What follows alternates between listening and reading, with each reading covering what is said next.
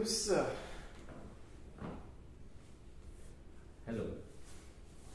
Alors, aujourd'hui, avant tout, bonjour et salut à tous mes abonnés et à tous ceux qui me suivent. Vous le savez, vous êtes sur ma chaîne qui parle d'hypnose, de psychologie, de spiritualité, de yoga, de développement personnel. Et aujourd'hui, j'ai pensé à quelque chose qui vous intéressera sûrement. J'ai mon ami ici, Julien, qui est avec moi, qui est psychologue et chaman. J'ai rencontré Julien quand j'avais 18 ans, lorsque je réalisais mon travail de fin d'études sur l'hypnose. Et j'ai eu l'occasion de lui poser quelques questions et de découvrir sa pratique. Donc je pense que si vous vous intéressez à la psychologie, au développement personnel et à la spiritualité, cette interview-là ouvrira sûrement quelques portes, ou du moins pourra stimuler votre curiosité. Si vous êtes quelqu'un qui est déjà dans ce domaine-là, alors vous apprécierez nous écouter, discuter et échanger des idées. Et si vous venez d'un monde assez rationnel, alors attention, parce que cette vidéo ne sera peut-être pas la plus rationnelle. Transrationnel. Elle sera transrationnelle, exactement, mais pour le moins intéressante. Salut Julien. Hello. Alors, par où est-ce qu'on commence? Le meilleur. Par le meilleur. Ok. C'est quoi le meilleur? Dis-moi tes questions. Alors moi je vais commencer par ton parcours. Ah merde, ça fait très égocentrique, donc le meilleur c'est moi. On commence par le meilleur. Je vais commencer par son parcours parce que ce qui est intéressant c'est qu'il a fait l'étude de la psychologie à l'UCL. Officiellement, oui. Je dis bien officiellement parce qu'il y a une version officieuse d'apprentissage. Mais donc j'ai mon diplôme officiellement de l'UCL, mais je ne suis pas UCLien. Ça... D'accord, donc il n'est pas UCLien. Mais donc ce que j'aimerais entendre, donc je pense que ce que peut-être mes abonnés seraient intéressés d'entendre, c'est ton parcours professionnel, académique. Ouais. Du début de ton intérêt envers la psychologie jusqu'à la fin de tes études. Tout ça en 2 minutes. Tout ça en 30 secondes. On va parler de manière kaléidoscopique. Pas besoin de prendre des psychédéliques pour avoir une version kaléidoscopique du récit. Donc merci pour l'invitation. Merci aux inconnus derrière vos écrans, peut-être connus vu les interactions. Oui. Donc, alors je disais, il y a un parcours officiel et moins officiel. L'officiel, officiellement, je suis psy, donc tant mieux pour les patients, il y a un remboursement mutuel. Il y a... Ouais, bon, on pourrait dire. Donc, première année, c'était à l'ULB, comme toi. Ok. Mais j'avais déjà le projet, c'est ce qui m'a permis de terminer mes études au secondaire. J'avais l'idée, je pars en Inde après le secondaire. Okay. C'est ce qui m'a fait tenir bon jusqu'à la fin de mon secondaire. En plus, j'avais mon grand-père, ma grand-mère qui travaillait dans l'administration de Goa, parce que j'ai des origines portugaises, et j'étais à fond dans la musique Goa, peu importe. Okay. Mais donc il y avait déjà l'idée d'ailleurs qui m'a permis de supporter l'ici. Okay. Donc c'est peut-être déjà quelque chose d'ailleurs qui permet de supporter l'ici. Alors, et puis première candid à l'ULB, pourquoi je suis pas parti en Inde, comme j'avais dit, eh ben, j'ai voulu payer le tribut, parce que pour moi c'est un tribut. J'ai dit, tiens, je vais faire une année d'UNIF, comme ça je peux prouver à mes parents, à la société que je peux faire l'UNIF, mais une année, pas plus, après je me casse. Mais l'envie était trop forte de vivre cet ailleurs, donc je l'ai vécu ici. Ici c'est quoi? Sans donner de nom parce que c'est des endroits secrets, c'est-à-dire à un moment, je suis rentré dans une librairie ésotérique. Okay. J'ai dit au gars, je ne sais pas d'où c'est venu, dans un moment de désespoir, ah oui, j'avais pas passé, parce que rater c'est essayer sans réussir, rater sans essayer, c'est, on peut pas dire que c'est pas raté, c'est juste que j'ai pas fait mes examens de Noël, et j'ai dit au gars de la librairie ésotérique, je lui ai dit écoutez, le livre c'est bien, mais l'expérience est encore mieux, et il m'a dit, voilà, j'ai eu ce culot là, il m'a dit ah mais ça tombe bien, il y a un paille de Santo. j'ai expliqué, qui est là justement. Pai de Santos fait se mettre des cérémonies dans les rites afro-brésiliens dits de possession. Alors possession, ça fait déjà mais en tout cas c'est un rite d'incorporation des esprits. Alors moi, j'ai pas d'éducation spirituelle, religieuse et tout ça. Il était dans la bibliothèque Non. Le Belgique. propriétaire de la bibliothèque ésotérique me dit « Ah, ça tombe bien, il y a justement un Pai de Santo, donc père de saint littéralement, maître de cérémonie, qui est là, ici en Belgique, viens rencontrer. Okay. » Ouf. Donc la question a ouvert une porte, c'est parti de là. Hein. Pour moi, enfin il y a eu d'autres expériences avant, mais là, il m'a présenté le Pai de Santo et il m'a introduit dans ces rites d'incorporation des esprits. Et à ce moment-là, tu n'avais encore jamais été intéressé ou lu, entrevu le mysticisme, la spiritualité, l'ésotérisme? On peut toujours remonter. Hein. Il y a des rêves évidemment.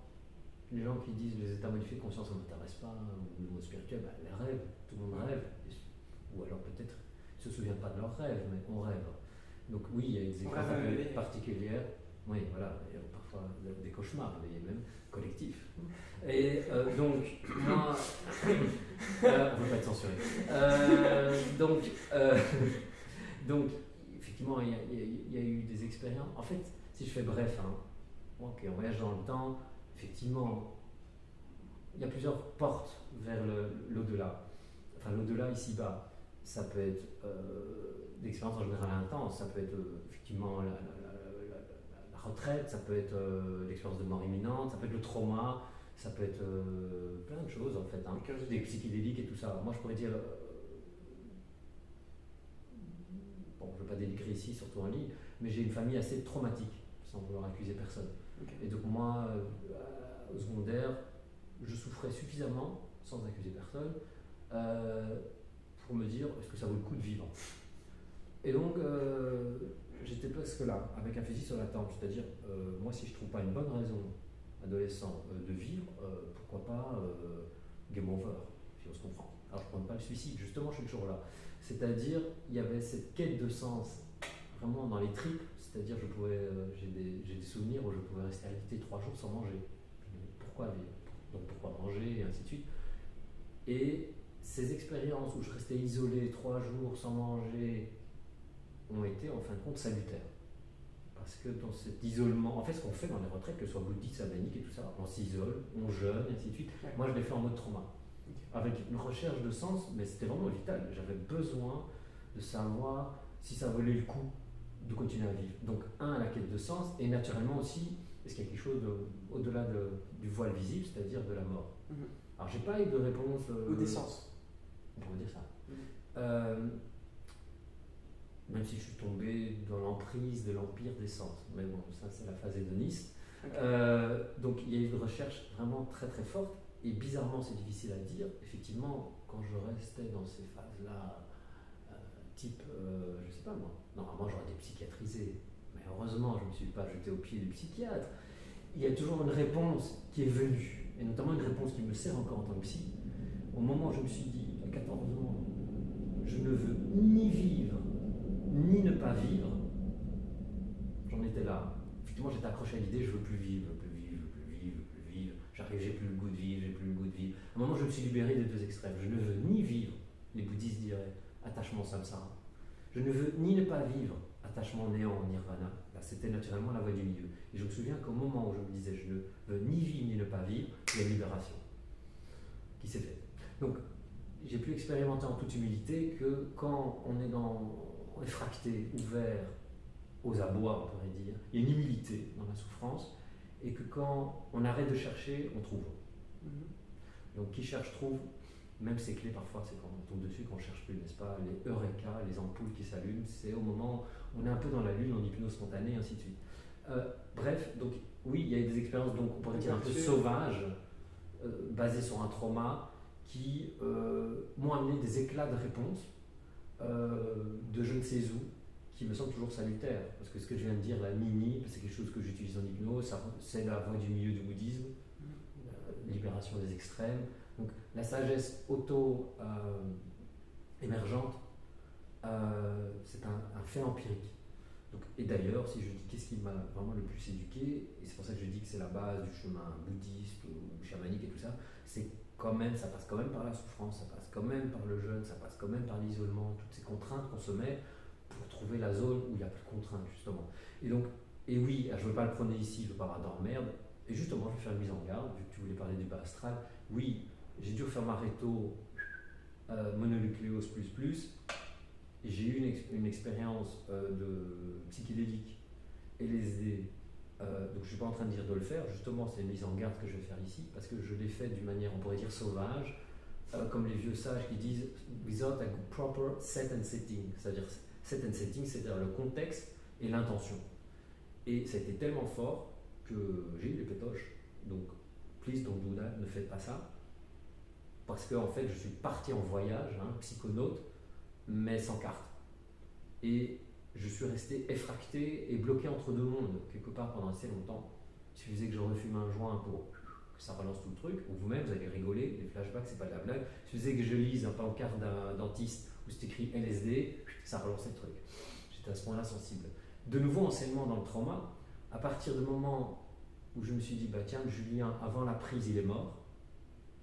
Attendez, imaginez le deuil, je vous dis là, relax dans le salon, là j'ai 43 ans maintenant.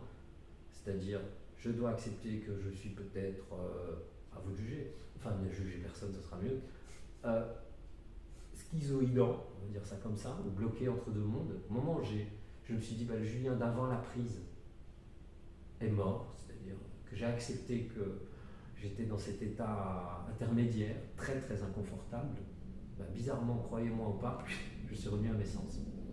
De nouveau, enseignement profond, mais par le trauma, donc please don't do that. Et après je vais expliquer, ne faites pas ça, c'est qu'à partir du moment où j'ai lâché prise, où j'étais plus je veux, j'ai peur, je veux sortir, et de nouveau, heureusement que je ne me suis pas jeté aux mains du psychiatre, je suis revenu à mes sens, en fait. Qu'est-ce que je suis en train de dire par rapport à toutes les expériences violentes?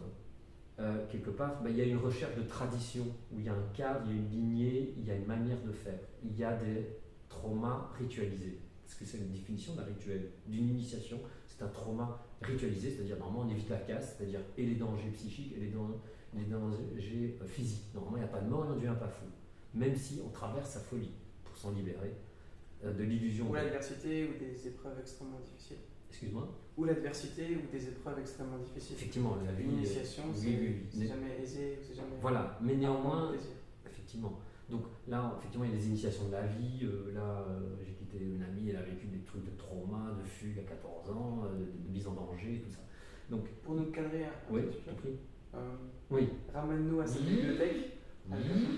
Donc, voilà, c'est parce que oui, tu m'as ramené avant, mais c'est intéressant. Tac, donc je me retrouve, donc ça, adolescence, mais résumé, affaire à suivre, si vous voulez plus de détails.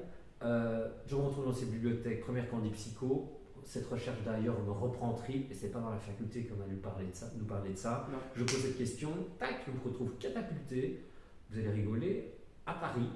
Je donne pas plus de détails parce que c'est des lieux secrets, dans un théâtre connu, où une fois par mois on se réunissait pour ces rituels-là. Et là j'ai pu le voir de visu, pourtant je ne savais pas, mais je suis arrivé ouvert. Je dis tiens, bon sang, ces gens-là font la fête comme les étudiants, oui, parce qu'il y a de l'alcool en jeu, tiens, ils fument des grands cigares. Mais il y a du soin, mais il y a quelque chose, il y a quelque chose que je ne peux pas nier de mes propres yeux, qu'il y a un soin d'ailleurs, quelqu'un qui avait des problèmes aux yeux gravissimes, qui devait se faire opérer, tiens, le docteur a pu authentifier, il y a une opération qui a eu lieu, une opération d'un autre ordre. Donc je suis rentré dans ce rituel-là qui m'a ouvert des portes, c'est-à-dire tiens, mais il y a un au-delà qui peut être acté, en tout cas je ne sais pas ce qui se passe, mais il se passe quelque chose.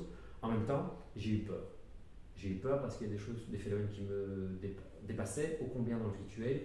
Et en fait, pour donner cours, je suis parti. Parce que je trouvais les motivations des gens qui allaient dans ce rituel-là.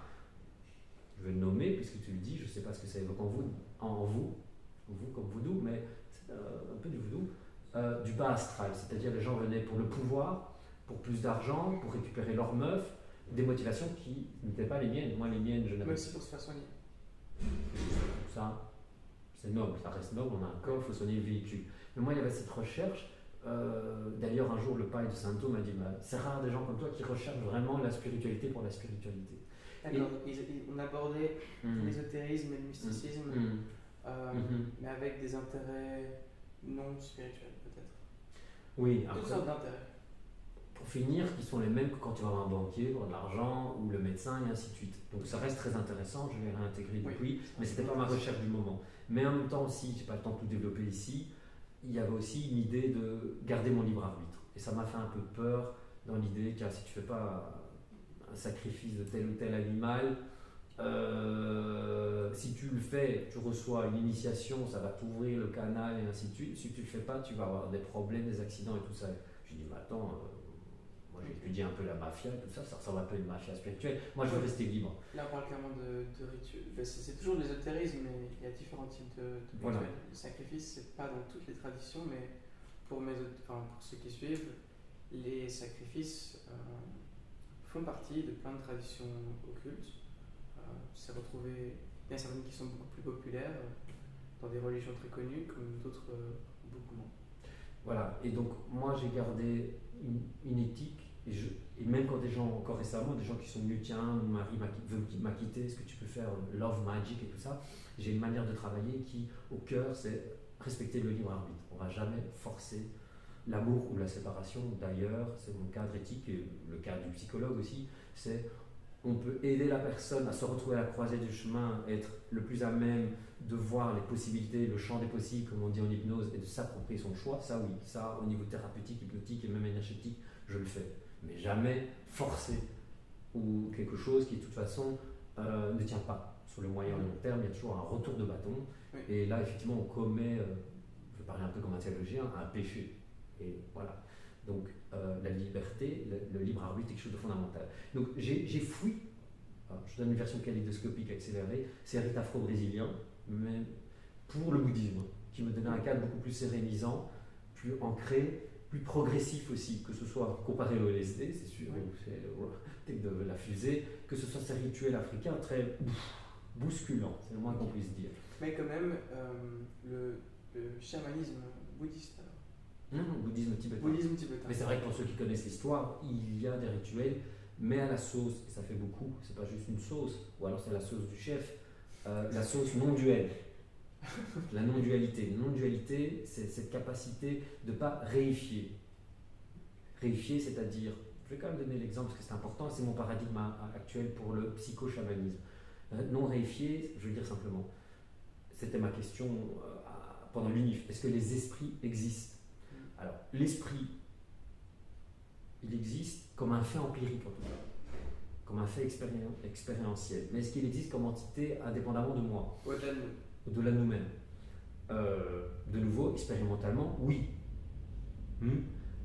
Mais est-ce que si il m'arrive du bien ou du malheur, c'est grâce ou à cause d'un bon ou un mauvais esprit? Je dis non. De la même, parce que ça serait l'extrême, je ne serais qu'un pantin. Je ne prendrai jamais mes responsabilités pour lui dire simplement, et c'est le paradigme traditionnel avec lequel je prends du recul, je reviens d'Amazonie, là, après un an, si il m'arrive un malheur, le mauvais œil, le mauvais esprit, tel sorcier m'a fait ceci, cela, si je vais mieux, merci, c'est grâce au guérisseur. Il est où mon libre arbitre de nouveau? Il est où ma responsabilité personnelle? Vous voyez le parallèle avec la médecine? Est-ce que je tombe malade à cause du virus, corona ou autre, ou de la bactérie, ou parce que mon système immunitaire n'était pas au taquet, au point? Ou le mauvais œil. Ça, c'est l'extérieur. Oui, c'est l'extérieur. Donc moi, je suis en train de dire que la médecine, qu'elle soit au niveau somatique ou psychologique, celle qui m'intéresse, c'est comment booster son système immunitaire pour que je n'ai plus à craindre tellement mon virus, tel ou tel virus, qui est éventuellement changeant, mutant, ou telle bactérie. Et j'ai encore besoin du vaccin, là, ça c'est hors sujet. Donc, je me suis naturellement intéressé à ça, et le psychochamanisme, c'est ça. Si un mauvais esprit m'attaque, c'est peut-être possible, c'est un fait empirique que j'ai été chercher après.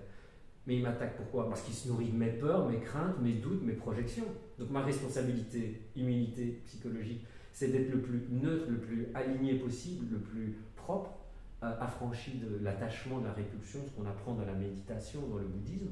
Et comme par hasard, à ce moment-là, les esprits n'ont plus de nourriture.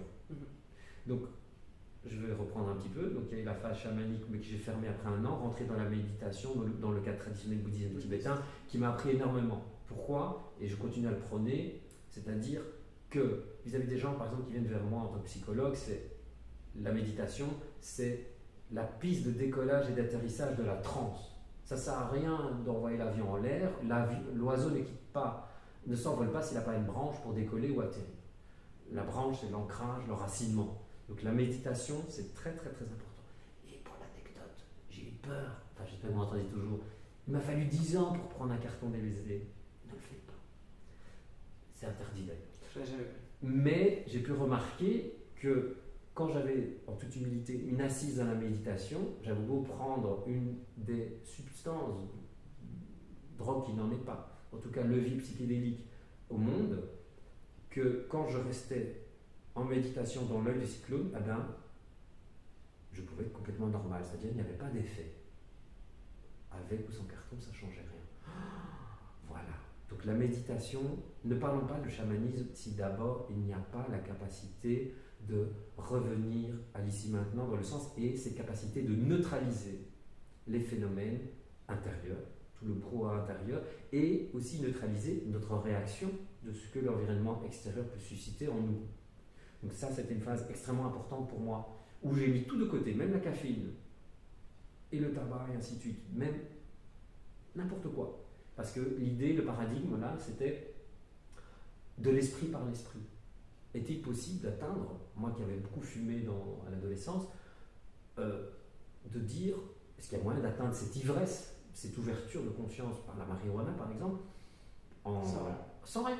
En fait, c'est pas sans rien, c'est en étant aligné, tout ça, et puis en plus, on sait qu'on a toute la pharmacopée en nous, les endocannabinols et autres. Donc la réponse est oui. Oui, et attention. 100%. La méditation, ça peut être très très fort. D'ailleurs, il y a des niveaux quand on médite beaucoup, je peux vous dire que ça n'a pas été. Si j'ai vécu l'extrême de prendre un carton d'LSD et de rien ressentir, j'ai aussi vécu l'extrême où, sans avoir rien pris, c'était plus fort qu'un carton d'LSD. Donc, même la méditation demande aussi une direction et peut-être j'aime pas le mot maître, mais un enseignant, quelqu'un qui peut nous accompagner sur le chemin. Donc, il n'y a pas de drogue douce ou forte. Ça dépend comment on l'utilise aussi. Et évidemment, il y a des substances plus dangereuses que d'autres. Et la méditation n'est pas un truc léger, à prendre à la légère. En fait, c'est la base de toute chose. La méditation, en fait, au cœur de la méditation, il n'y a même plus de méditation. C'est l'art d'être là et non réactif, juste observant. Alors, si j'avance pour répondre quand même à ta question, et comme on a une capsule qui... vous avez peut-être autre chose à faire aussi, c'est... j'ai rouvert la porte du chamanisme. Je manque quelques petits épisodes. C'est vrai que pendant mes 5-6 années de bouddhisme, je me suis accordé une prise de champignons par an, qui était effectivement très très intéressante, et je voyais bien l'intérêt de la méditation, non seulement pour plus avoir peur de ses peurs, non seulement pour pas être trop dans la projection, parce qu'alors le psychédélique va juste amplifier ses peurs et ses désirs, ses fantasmes en fait, ça devient super samsara, mais de pouvoir percevoir, voir à travers en fait l'illusion de son ego, de son prisme personnel. L'étymologie du psychédélique, c'est ce qui réveille la psyché et la conscience profonde. Donc voilà, donc il y avait une prise très sporadique pendant ces années-là. Mais après, ça m'a retitillé, c'est-à-dire j'ai terminé mes études de psycho qui en fait étaient complètement alignées. J'ai fait tous mes travaux, tous mes stages, mon mémoire, tous autour du paradigme du bouddhisme, méditation et ainsi de suite. D'accord, c'était après le bouddhisme ou c'était... Non, vraiment j'ai fait toutes mes études de psycho, l'inscription de A à Z autour du champ bouddhique. Et c'est ça mon éducation non officielle, c'est-à-dire j'étais avec un maître bouddhiste, je pratiquais, j'étudiais, j'allais au centre, je ne sortais que pour ça. Okay. Ou pour passer mes examens. Où j'ai même été au Tibet 6 mois pendant ma deuxième candie et ainsi de suite. Donc après mes études de psycho, il y a quand même, je me souviens, les derniers mois, je me dis, si je suis psychologue, je ne peux pas ne pas savoir et en avoir le cœur net si les esprits existent. Comment je peux prétendre être psychologue si je ne peux pas en avoir le cœur net? Et je me suis dit, mais c'est pas dans le laboratoire que je vais pouvoir savoir ça. Et donc, une fois mon diplôme en main, de toute façon je le voulais, je dis, je suis parti au Népal, parce que là, c'est le bouddhisme dans sa source, avec la diaspora tibétaine, donc autant apprendre la méditation dans la tradition d'abord, quitte après à faire une adaptation en rapportant quelque chose, mais pas en faisant un package allégé, mais quelque chose de profond. Mais il y avait quand même dans ma petite tête, même si j'allais pour un retour à la méditation dans sa source au Népal, il y avait l'idée, si je veux en avoir le cœur net que les esprits existent, Il s'agit que j'aille dans une tribu, entre guillemets, ou dans une ethnie, ou un groupe, un corpus social, où ils ont encore des dispositifs efficaces et accessibles pour expérimenter cette réalité qu'ils disent, parce que j'essaie de ne pas venir avec un a priori, tiens, les esprits existent bien ou non, ou de telle ou telle manière. Bref, j'ai voulu mettre l'expérience avant la croyance. Et donc, le Népal, en fait, a précipité les choses. Même si j'ai d'abord inscription à l'université Katmandou, méditation, tout ça, je ne regrette rien. Ça a duré 6 mois, je suis sorti plutôt pour travailler dans l'humanitaire, ONG, Enfants des rues. Mais, pour faire bref, vu que ça touche un peu le privé, ma fille est tombée gravement malade. Mais quand je dis gravement malade, je vous donne un peu le raccourci. En ayant fréquenté les meilleures cliniques américaines et ainsi de suite, même si au départ on a essayé les cliniques népalaises, mais c'est plutôt dispensaire. Quand à un moment votre enfant est sous perfusion 1 an et demi, a perdu presque 2 kilos et qu'après 10 jours elle ne guérit pas malgré différents essais de médicaments et que le médecin, je me souviendrai toujours, devient blanc, et qui nous dit appelez-moi à n'importe quelle heure, j'ai senti sa peur et j'ai senti qu'il nous préparait aux obsèques. Alors, dans ce premier cas clinique très personnel, ma fille, qui en fait, il n'y a plus aucun liquide et solide qui rentrait. Donc c'est ça qu'il y avait le danger, pour ça qu'elle a une sous-perfusion de déshydratation. Donc voilà, et comme vous avez un petit bout d'1 an et demi, ça va vite les choses, il n'y a pas beaucoup de réserve. À ce moment-là, même si je ne voulais pas l'utiliser comme Kobe, j'ai réouvert la porte du chamanisme. C'est-à-dire les amis népalais, dit écoute, on a un vieux grand-père, voilà, va le voir. Okay. J'ai amené ma fille. Je ne sais pas expliquer de nouveau, vrai ou pas vrai, en coïncidence. Je suis resté chercheur, parce que tous mes stages étaient en recherche, neurosciences, tout ça, j'étais hyper encombré, ça je l'ai appris après, mais en tout cas, outillé intellectuellement pour être très très rationnel. Le fait empirique, quand j'ai amené ma fille devant ce chaman guérisseur, il a fait une incantation, un mantra, devant ma fille en 2 minutes. Mais quand je dis en 2 minutes, alors qu'elle était là, imaginez après 10 jours sans boire, sans manger, ne le faites pas, vous serez en mauvais état. En 2 minutes, j'ai vu ma fille, je ne sais pas comment l'expliquer, revenir à la vie. D'ailleurs, elle s'est ruée sur un plat de pâtes hyper piquant, je me rappellerai toujours, donc elle a retrouvé le goût et l'appétit, elle mangeait, parce que c'était hyper piquant. Elle a vomi une fois, c'est vrai, encore une fois, dans le sens qu'elle avait trop mangé d'un coup. Voilà. Mais c'était fini. Et quand j'ai vu ça, j'ai dit, il s'est passé quelque chose là, c'est pas possible. On avait tout ici, les médecins américains, les médecins tibétains, et là, lui, c'est arrivé. Et pour l'anecdote, c'est arrivé 2 fois. Elle a eu une deuxième maladie. Vous me direz, tous les enfants font de la fièvre. Là, elle a quand même carburé dans des 41, 43. On devait donner des bains glacés. Et de nouveau, la pharmacopée occidentale ne marchait pas. Ils n'arrivaient pas à la soigner. Et de nouveau, cette inquiétude et ainsi de suite. Et de nouveau, on a été le revoir. Mais de nouveau, on attendait 10 jours. Attachement au paradigme occidental, on ne m'a pas joué. Peut-être que je n'étais pas encore tout à fait en confiance. Et de nouveau, on a été le voir. En 2 minutes, c'était réglé. Il y a quelque chose qui m'échappe. Et là, j'ai dit, je veux apprendre. Et donc, je me suis jeté au pied du gourou. Gourou, ça ne veut pas dire qu'on s'assujettit, mais je dis, il y a quelque chose. Et donc, je suis resté 1 an. Malgré que je passe les détails, que la maman est partie avec l'enfant et tout ça, je suis resté 1 an à vouloir apprendre avec lui. En gros, il ne s'est rien passé vraiment de visible. C'était là avec mon tambour, bon. Donc, c'est la tradition Taman chez les Bambos, c'est un vieux chamanisme. Taman. Himalayen, qui est très vivant encore au Népal. J'avais du mal. De nouveau, c'est le problème un peu des psychédéliques, c'est tellement facile avec des effets spéciaux, tout ça. Là, on voit, c'est tangible. Et là, j'étais avec le tambour. Merde, il ne se passe rien. Et en même temps, c'est pareil. On a clôturé mes 2 ans de séjour en Népal par une retraite d'1 semaine, trauma ritualisé, sans dormir. Ou presque. Ça me dirait que c'est plusieurs jours sans dormir. Jamais 1 semaine. Alors évidemment, on est en état modifié de conscience. Ouais. Et évidemment, enfin, on en reparlera si vous voulez dans le dialogue. Ah oui, mais donc c'est pas réel, t'étais tellement fatigué, c'est normal que tu te tapais des hallucinations. Alors, on n'a pas le temps de trouver les portes. Ça dépend quel type d'hallucination, parce que les vraies hallucinations, c'est pas des hallucinations, c'est des révélations. Bon, sur l'inconscient et ainsi de suite. Des visions. Ouais, ça c'est encore un autre niveau, ça. Okay. Vision, c'est, oui, effectivement, c'est quand il n'y a plus de bruit dans le signal. Donc, je suis très humble avec ça, mais dans certains cas, oui. Donc, je me souviendrai toujours, et là, il y a de nouveau un enseignement, mais par trauma. On a clôturé le rituel. Je ne sais pas ce qui s'est passé. Ah oui, je me souviens que juste avant, j'avais l'impression, l'ego du scientifique, que je comprenais très bien, et là, beaucoup sont tombés dans ce piège-là, je comprenais ce que les chamans faisaient. C'est-à-dire, j'avais suffisamment d'outils ethnopsychiatriques, anthropologiques, Tu réinterprétais psychologiques. le chamanisme avec un angle psychologique. Voilà, tu m'as tout à fait compris. Oui. Je dis, ils savent pas ce qu'ils font, mais ils Toi, savent tu qu'ils constatent que comprends ça marche. avec tes outils. Voilà, tu m'as bien Et là, t'es intuitionné. tombé sur la tête. Intéressant, tu m'intuitionnes. Donc, est-ce que les esprits ont voulu titiller mon ego scientifique? Ils ont bien réussi. Parce qu'au moment où j'avais l'impression d'avoir saisi, je dis, là, je vais écrire l'article du moment. Ça veut dire, non, du respectueux, ça marche ce qu'ils font. Ça fonctionne. Mais moi, je sais pourquoi. Eux, non. Ils sont dans la conscience, c'est des peuples primitifs. Et ben, à un moment où ça arrivait ça, en toute humilité, je vous le dis, je suis tombé par terre. Et je ne sais toujours pas ce qui s'est passé. Enfin, si je peux l'interpréter. C'est-à-dire, je suis tombé par terre, en transe, avec quasiment des convulsions. Je me souviens que je devais me retenir pour ne pas me chier dessus. Tous mes sphincters étaient ouverts pour ne pas me chier dessus et me pisser dessus. Je me souviens que je suis rentré dans un processus hallucinatoire, projection de mes peurs peut-être, ainsi de suite.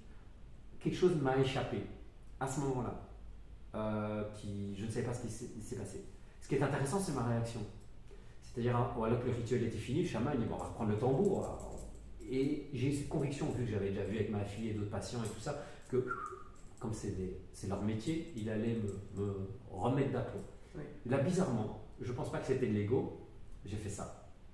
J'ai dit non merci. Pourtant, j'étais heureux. C'est-à-dire, j'ai eu un élan bouddhiste. Si vous avez suivi un peu mon petite histoire personnelle, j'ai de l'esprit par l'esprit. Cette petite phrase m'est venue, un rituel tire son efficacité de son inutilité. Ce que j'essaie d'expliquer ici, c'est que je ne voulais pas tomber dans le fétichisme dépendant d'un paraphernalia, je ne sais pas comment on dit en français, par un outillage efficace, chamanique. Je ne voulais pas qu'il me libère, je voulais m'auto-libérer. Et qu'est-ce que j'ai fait à ce moment-là? Il y a l'écho de mes pratiques bouddhistes qui est revenu. Je me souviens que je me suis mis en méditation. J'ai regardé l'esprit à la source, c'est-à-dire, c'est pas regarder ce qui est projeté, c'était plutôt cauchemardesque, c'est regarder le projecteur, la pensée avant la pensée. C'est regarder celui qui regarde. Je me suis mis là, un instant en méditation, en non saisi, comme dans le truc des Leslie, tout ce que vous voulez, l'œil du cyclone. Et en un instant, c'était fini. Et là j'ai compris, et c'est pour répondre un peu indirectement à ta question, bas astral et ce que j'ai voulu évoquer avec les mauvais esprits, ce qu'ils existent, psychochamanisme. S'il n'y a pas d'ego, ne fût-ce qu'un moment, c'est comme une porte sans clinche. On ne peut pas être manipulé, ils ne peuvent pas nous saisir, on ne peut pas être possédé. Parce qu'on n'appartient qu'à Dieu. Alors, je dois expliquer, sinon j'ai l'impression que je suis un prêtre peut-être qui mérite le bûcher parce que je ne suis pas assez orthodoxe. Alors, dans ce moment-là, et je remercie la voie bouddhiste méditative, et j'encourage avant toute chose, plutôt que fantasmer sur les esprits, rencontrer d'abord votre propre esprit. Exactement. Voilà. Que dans ce moment-là, salutaire, et ça m'a aidé, pas qu'à ce moment-là, là c'est un moment assez intime que je partage ici, et puissant et initiatique, dans le sens que pour moi il n'y a pas de voie chamanique sans voie de recentrement, de méditative, parce que sinon on est très vite manipulé. Comme je le disais tout à l'heure, je suis tombé malade à cause d'un mauvais esprit, j'ai été guéri grâce au guérisseur, toujours une relation de dépendance. Et quelque part, effectivement, le paradigme chamanique pour moi était, comme le carton d'Élysée, tout ça, était une manière de tester la stabilité de ma méditation. Alors je le dis en toute humilité, et je ne prétends pas être un grand méditant. Je suis, et il vaut mieux être comme ça, un apprenti permanent. Mais cette expérience-là a été vraiment salutaire, et je suis resté dans ce paradigme-là. Psycho-chamanisme et méditation-hypnose. Mais dans la tradition, méditation, bouddhisme, hypnose, chamanisme. Oui, il y a un lien entre hypnose. Vous remontez l'hypnose, vous arrivez naturellement au chamanisme. Alors, ces deux paradigmes-là ont été extrêmement salutaires dans ma manière de travailler actuellement. Et d'ailleurs, si je reviens en arrière avec l'expérience traumatique du Élysée, c'est bien ça, il n'y avait pas de rituel, il n'y avait pas d'intention, il n'y avait pas de roadmap, il n'y avait pas de clôture et fermeture de la transe. Parce que si on part en transe, il faut pouvoir atterrir. Sinon, il ne vaut mieux pas décoller. Alors, ici, effectivement, je ne peux pas aller plus loin. parce que nous avons un paradigme en Occident où ces substances-là, actuellement en tout cas, ne sont pas légales. Donc je ne peux pas faire la promotion, et d'ailleurs je ne vous encourage pas, et expressément je parlais que de mon expérience, et même sous un sceau prudence, voire abstinence, dans le cas où. Dans le cas où on n'est pas sûr, même si on n'est jamais sûr, d'une certaine sécurité du cadre et de l'intention, et certainement de ce qu'on prend, de savoir ce qu'on prend. Donc, mais effectivement, il y a d'autres traditions, et là je peux peut-être parler sans prendre trop de risques, mais vu mon statut psychologue c'est un peu compliqué, oui, en Amazonie, j'ai pu aller en Amazonie, là il y a des traditions vivantes, où il y a un chamanisme avec plantes, et ainsi de suite. Mais j'en reviens toujours à la même conclusion, de l'esprit par l'esprit, on n'a besoin de rien pour arriver là où on doit arriver. J'en reviens toujours à la même conclusion, c'est bien d'avoir besoin de rien, parce que le corps il est comme ça, vous le savez, c'est un fait empirique médecine. À partir du moment où vous donnez au corps ce qu'il pourrait produire lui-même, il arrête de le produire, et donc naturellement vous créez une dépendance. Alors évidemment les psychédéliques et tout ça, les antéogènes, c'est un terme beaucoup plus respectueux, ça veut dire ce qui suscite ou permet la connexion au Dieu en soi, antéo, le théos intérieur, ou le Dieu en soi. À partir du moment où on se fait croire qu'on a besoin de quelque chose d'extérieur pour atteindre l'illumination, on est en train de dire en fait, on contredit les enseignements profonds. Tous les enseignements, c'est de dire vous êtes déjà Bouddha. Et tout le travail, vous êtes déjà accompli. Tout le travail, c'est réaliser et prendre conscience et agir à partir de cet état de fait que vous êtes déjà accompli. Mais de nouveau, ne confondons pas essence et manifestation. C'est pas parce que je suis Bouddha que je vis H24 comme un Bouddha. Je m'adresse à moi-même et à vous-même. Donc il y a toute la discipline d'apprentissage qui est moins rapide qu'une prise de quelque chose pour arriver à que la manifestation soit à la hauteur de l'essence de notre potentiel. Peut-être tu as une autre question pour me recalibrer tout ça. Alors, c'est super intéressant. Tu as un peu riffé librement sur tes enseignements et ton expérience. J'avais une question, peut-être pour cadrer un peu cette interview à te poser. Alors, le chaman, si je comprends bien, c'est le portail entre le monde des esprits et le nôtre. Le chaman utilise différents et peut se connecter à différents esprits ou à différents pouvoirs pour aider, soigner quelqu'un, pour avoir différents types d'influence. Alors je voulais parler, j'avais une question pour toi, c'est le monde des esprits, existe-t-il? Je pense que tu as déjà plus ou moins répondu, mais quel est le monde des esprits? Est-ce que tu peux nous faire une peinture de ce monde? Qu'est-ce qu'on y trouve? En fait, c'est assez simple. Évidemment, pour tirer les esprits, j'ai jamais vu, donc j'y crois pas. Mais regardez le monde. Regardez-vous. Voilà. Ce qui se passe ici-bas se passe là-haut. C'est-à-dire les guerres qu'on voit, les guerres de conscience aussi, entre le bien, le mal, jouir de la souffrance d'autrui versus se réjouir du bonheur d'autrui.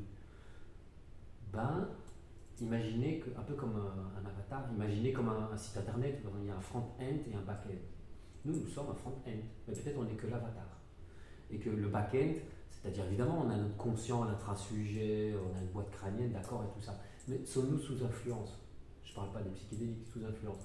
Une des premières expériences, c'est peut-être qu'une métaphore que j'ai eue avec l'expérience chamanique, c'était avec plantes, effectivement, c'est en fin de compte, le cerveau n'est peut-être pas l'émetteur, mais plus le récepteur des pensées. Peut-être une métaphore, c'est que notre cerveau, quoi qu'on en pense, est peut-être plus de l'ordre d'une radio, une antenne, et que notre seul libre arbitre, c'est de choisir la bonne fréquence. Mais on ne choisit pas vraiment ce qui passe sur la bonne fréquence. On peut changer de poste, mais on a la responsabilité de le faire. Peut-être apprendre l'état de la radio, la méditation, le silence intérieur.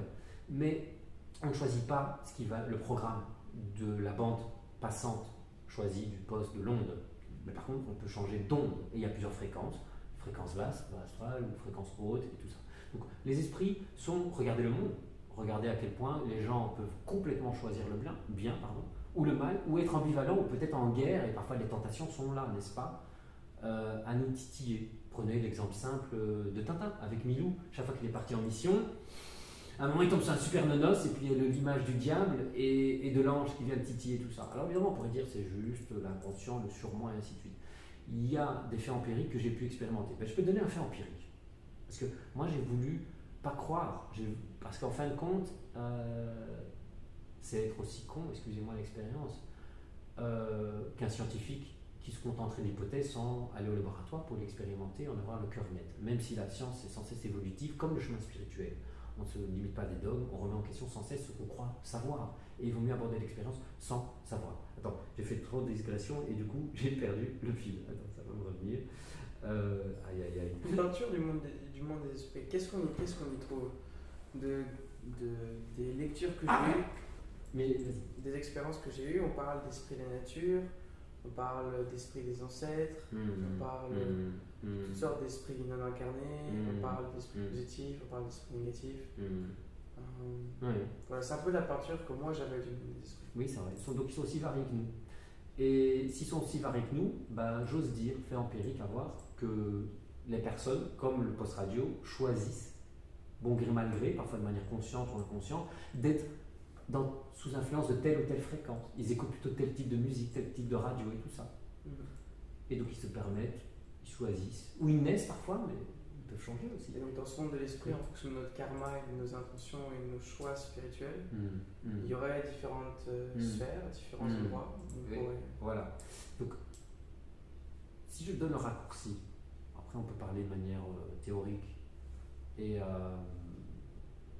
dans l'espace-temps qu'on a, la meilleure protection, et ça donne déjà une grosse classification des esprits. D'ailleurs, c'est mon enseignement bouddhiste. L'enseignement bouddhiste, c'était il n'y a personne qui atteint le bonheur véritable sans faire passer le bonheur d'autrui avant le sien. Donc, moi, quand les gens viennent à un rituel, je leur dis toujours, vous avez le droit de prendre soin de vous-même, vous avez même le devoir, c'est votre responsabilité. Mais mettez ça à la sauce altruiste. Pourquoi ? Et c'est normal.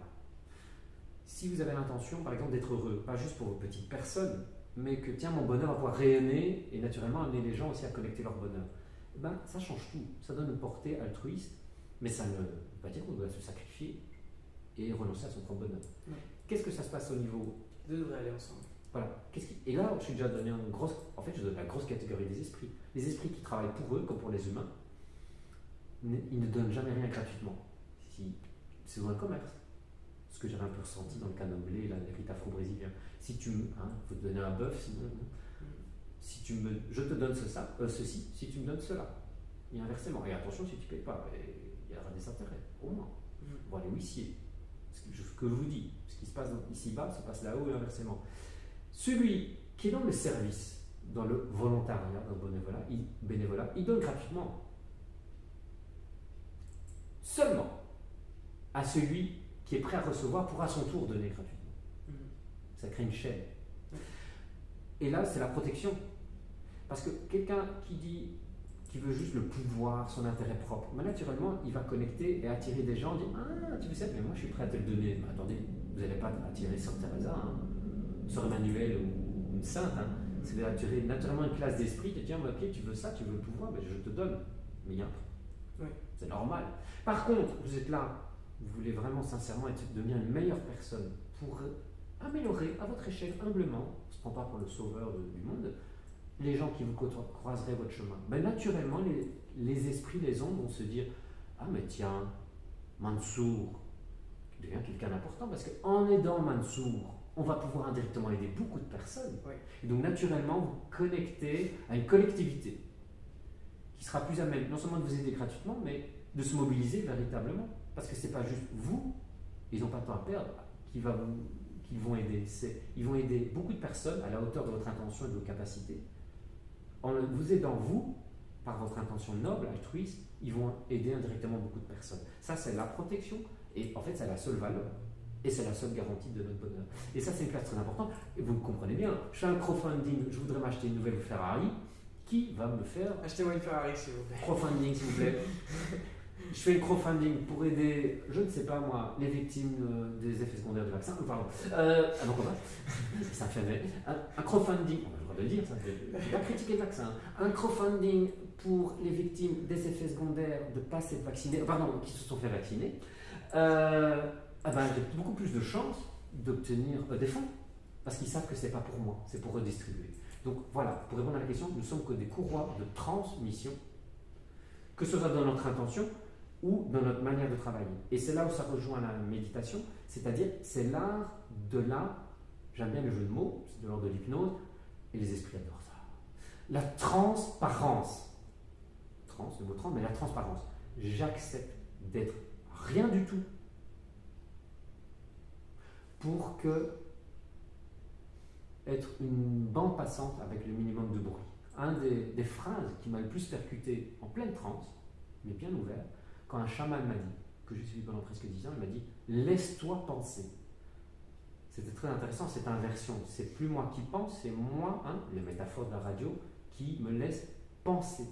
Mais se laisser penser, c'est tout un art. Parce que dès qu'on a une pensée, un ascendant, tendance à penser la pensée. Il faudrait ne pas vouloir penser pour pouvoir se laisser penser. Effectivement. Comme je disais ce matin à notre patient, il s'agit de passer du want au wish, passer du vouloir au souhait. Vouloir, c'est un piège. C'est le contrôle. C'est le contrôle, c'est l'emprise, c'est mettre la raison sur un piédestal. Regardez l'état de notre société grâce à ça. Comme on dit en Inde et dans d'autres traditions que tu connais, le yoga et tout ça, le mental fait un très bon serviteur, un très mauvais maître. Donc la méditation, la transe et tout ça, on est toujours conscient, en tout cas celui que je pratique, que je prône. Mais justement, on passe du mental à la conscience. La conscience, c'est-à-dire on est témoin, c'est aussi un garde-fou, de ce qui se passe, mais c'est plus nous qui sommes le musicien, nous sommes l'instrument. Donc on accepte d'être instrumentalisé, mais par les bonnes fréquences. On accepte d'être possédé, mais par notre véritable nature intérieure, les qualités que l'on prône, en général c'est les mêmes. Si on est honnête, amour, paix, joie, gloire, beauté, volupté, non. Pourquoi pas la beauté, mais pas la beauté superficielle, la vraie. Donc, à partir de ce moment-là, plus on a une motivation altruiste, plus on reconnaît que, en fin de compte, on a ces qualités en nous, et il s'agit de les faire fructifier, mais qui se ressemblent à ça, plus on cultive ces qualités intérieures, plus naturellement on s'attire, que ce soit un crowdfunding dans le visible ou l'invisible, des gens qui sont dans ces fréquences-là, et deux fréquences qui oscillent dans la même onde, qu'est-ce que ça crée? Une harmonie. L'harmonie. Oui.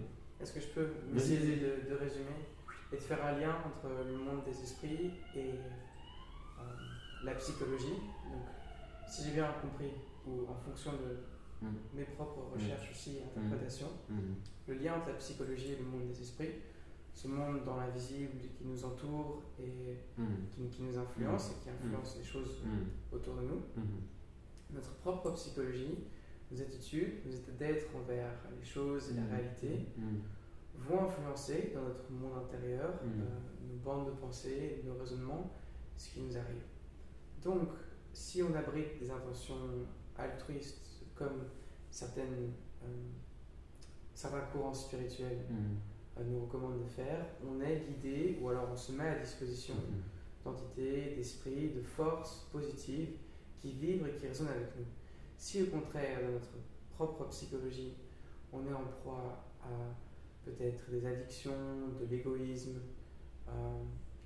toutes sortes de tendances psychologiques négatives et destructrices, alors on s'aligne aussi dans le monde invisible avec toutes sortes d'entités, qu'on dirait de l'autre côté du voile, qui peuvent nous influencer pour le pire. Pour le pire, mais le pire va amener le meilleur. Donc même quelqu'un qui tomberait dans les abysses, dans toutes ces névroses, et dans certains cas même la psychose, qui est quand même le cas clinique le plus compliqué, que ce soit pour la psychiatrie ou même le chamanisme. Mais en même temps, parfois c'est des chamans cachés, parmi les soi-disant psychotiques. Si quelqu'un, parce que c'est ça qui sauve, vraiment, oui, c'est l'amour, ça fait New Age, mais quand même, l'amour véritable, c'est-à-dire celle qui veut vraiment aider concrètement, pas juste aimer, agir. Si, au cœur de l'abysse, au cœur de ma souffrance, j'arrive à me dire, puisse cette épreuve que je traverse être utile à moi-même et à autrui, puis-je en faire une initiation? Je parlais d'initiation, c'est un trauma ritualisé. Puis-je, et toi tu as évoqué que la vie aussi est une initiatrice, puis-je faire de ma souffrance, en tirer les enseignements avec plus de sagesse, plus de maturité pour le mettre à contribution, après coup? Je peux vous le garantir. Alors je parle comme un gourou et je rigole plus là, c'est fini le moment. Je peux vous le garantir. Qu'à ce moment-là, il va se passer ceci, exactement. C'est-à-dire non seulement vous allez sortir de votre torpeur, de votre enfer, mais vous allez venir avec une expertise qui va vous permettre de véritablement aider et de tendre la main avec une expérience de première main, justement. Des personnes qui elles-mêmes seraient dans ce sable mouvant, en train de se noyer intérieurement. Les meilleurs thérapeutes, et j'ose le dire parce que c'est pas assez dit. c'est pas celui qui a étudié sur la chose, c'est très bien, mais c'est pas suffisant. C'est celui qui a basculé et qui est revenu. C'est celui qui connaît le problème et la solution, mais la solution qui n'est pas venue d'un cours de psycho ou d'un livre XY ou d'un podcast, même si c'est très bien, c'est complémentaire. Mais parce que lui, il est tombé et il a pu se relever et il a tellement souffert. Et peut-être aussi sur le chemin, il a rencontré d'autres personnes qui l'ont aidé et qui s'est dit mais je ne souhaiterais pas ça, même mon pire ennemi. Et donc il se met à aider même son pire ennemi qui tomberait dans la même situation. Je dis ça parce que c'est important, parce que dans la tradition, on parle de maladie chamanique. C'est-à-dire, j'ai parlé de la maladie, moi j'ai l'impression, bon j'ai vécu aussi des maladies chamaniques, j'ai parlé de mes traumas adolescents et ainsi de suite, et il y en a eu d'autres. J'ai parlé de ma fille, c'est-à-dire que les esprits, ou l'initiation, ou notre souhait inconscient, si on veut vraiment comprendre quelque chose, on doit, ne fût-ce que momentanément, faire un avec. Et donc parfois on vit des choses, on n'a pas conscience pourquoi et tout ça, mais c'est ça qui va nous donner la force et l'expertise de pouvoir véritablement aider autrui. Et donc, si je coagule ce que j'ai pu dire là-dessus, ce qui va nous faire sortir de l'enfer, c'est la volonté d'aider, et ce qui va nous permettre vraiment d'aider, c'est parce qu'on a traversé ces enfers-là.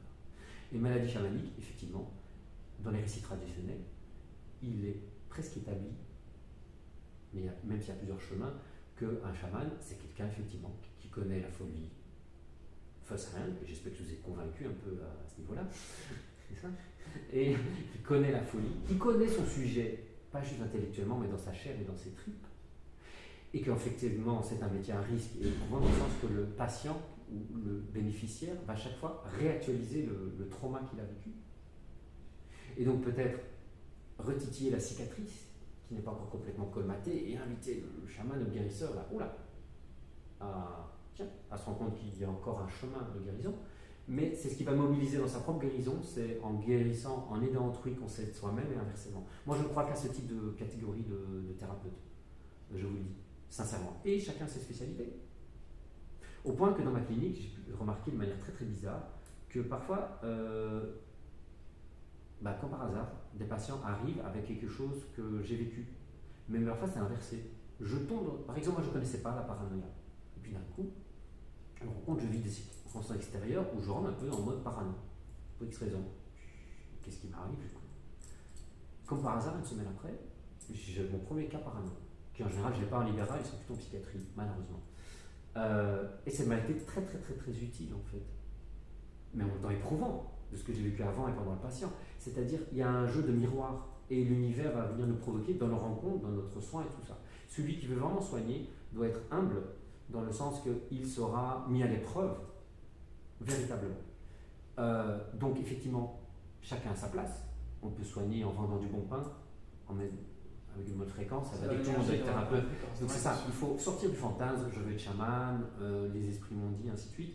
Chaman, si on comprend bien, et même, voilà, je peux le dire cliniquement parlant, je ne sais toujours pas l'expliquer. Des gens qui viennent maintenant et que je veux faire un soin énergétique, j'avais pas ça 3 ans avant. Tiens, comme par hasard, ça arrive avec le Covid. Peut-être, il était temps de nettoyer un peu l'affaire. Quand je fais un soin maintenant avec les gens, et j'ai même plus besoin de les toucher maintenant, presque automatiquement, je commence à avoir des rots, des spasmes et tout ça, et je dois prendre un seau et je dois vomir. Alors, parfois, je ne vomis pas complètement, mais parfois, c'est pour ça que je reste à jeun aujourd'hui. Et après, les gens me disent, il s'est passé tel truc, j'ai eu tel rêve, et ainsi de suite. Comme s'il y avait un transfert de charge de la personne, mon corps, et moi, je décharge. C'est quoi cette idée, je vais être chaman?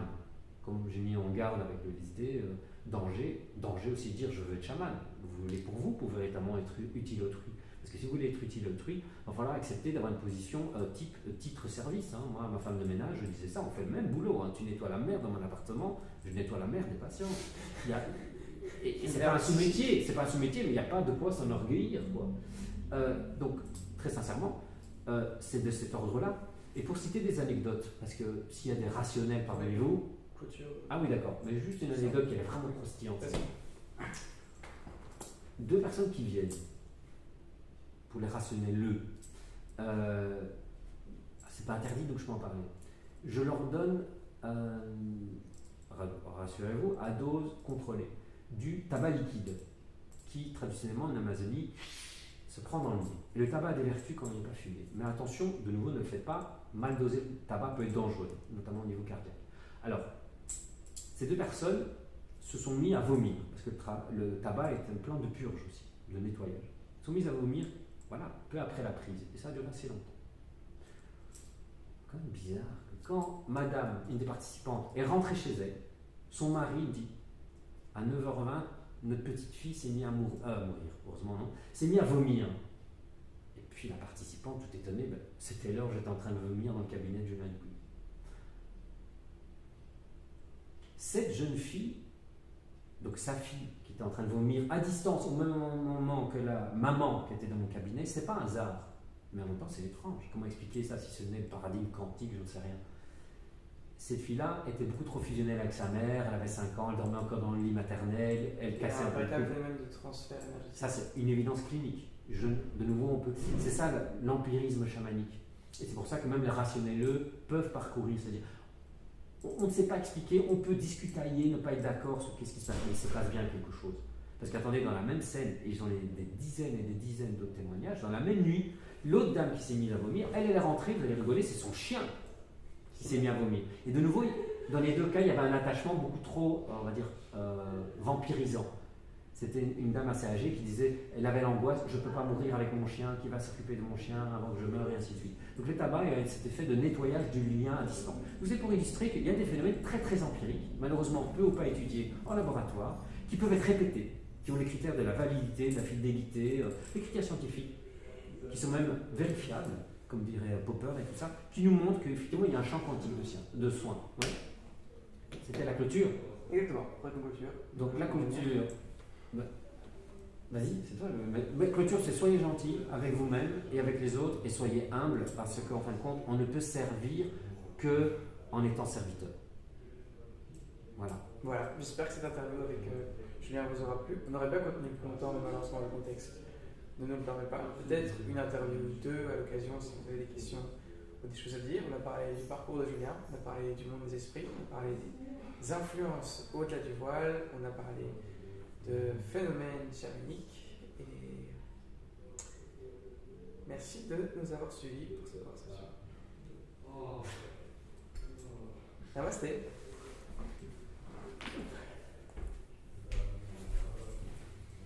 Hop là.